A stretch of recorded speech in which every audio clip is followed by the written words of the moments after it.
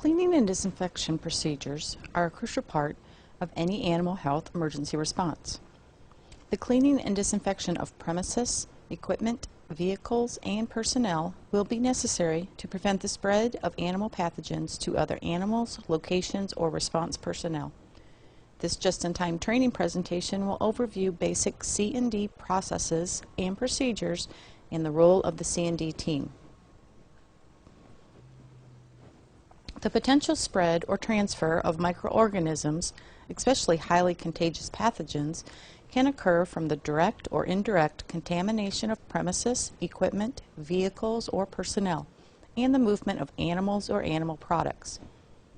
C&D procedures are used to inactivate or destroy microorganisms, thereby inhibiting or eliminating their further spread. These efforts are vital for disease control and eradication measures. Response personnel must be knowledgeable about proper C&D methods and procedures, as well as their limitations. Additionally, any number of safety issues must be considered and addressed.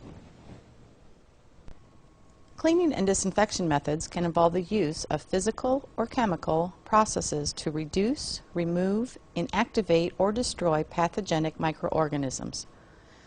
These processes vary in their level of destruction of microorganisms, which is an important consideration when selecting and conducting C&D processes.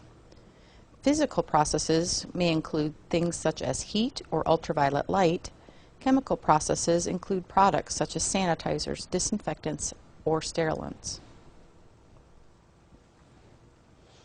Chemical disinfectants are registered and regulated as antimicrobial pesticides by the U.S. Environmental Protection Agency under the Federal Insecticide, Fungicide, and Rodenticide Act, also known as FIFRA. Use of a registered disinfectant in a manner inconsistent with its labeling not only results in ineffective application, but may be considered a misuse of the product and subject to potential enforcement actions. In some situations, such as a highly contagious or foreign animal disease, the EPA may grant emergency exemptions for products to federal or state agencies for a specified period of time. Microorganisms vary in their susceptibility to disinfection. Some, such as mycoplasma and gram-positive bacteria, are generally susceptible to most disinfectants, while bacterial spores and prions are very resistant. Environmental factors can also affect disinfection efficacy. The biggest factor is organic load, as many disinfectants are inactivated in its presence. Other factors that can influence the disinfection process include water hardness and temperature. The type of surface being disinfected will also be important, as smoother surfaces will be easier than rough or porous surfaces. The interaction with other chemicals, such as soaps and detergents, or structural compositions, such as metal and rubber, can also affect disinfectant efficacy. Regardless of the situation, item, or area, effective cleaning and disinfection should always follow a basic C&D protocol. Cleaning, which includes dry cleaning, washing, rinsing and drying, and disinfecting, which involves application, contact, time, and rinsing and drying. After these measures are completed, downtime is also important. Conducting C&D activities in this systematic manner help to ensure that the C&D process is effective. Let's look at these steps a bit closer. Cleaning is one of the most important steps in the C&D process, and when done correctly, cleaning alone can remove over 90% of microorganisms. This step also helps to improve disinfection efficacy, since most disinfectants have reduced effectiveness in the presence of organic material. The cleaning process should be conducted prior to the application of all EPA-registered disinfectants. The cleaning process involves 3 steps: dry cleaning, washing, and a rinse-dry process.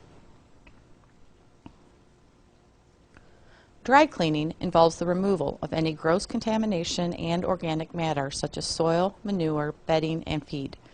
Shovels, manure forks, brooms, and brushes should be used to sweep, scrape, and remove organic material from surfaces and areas.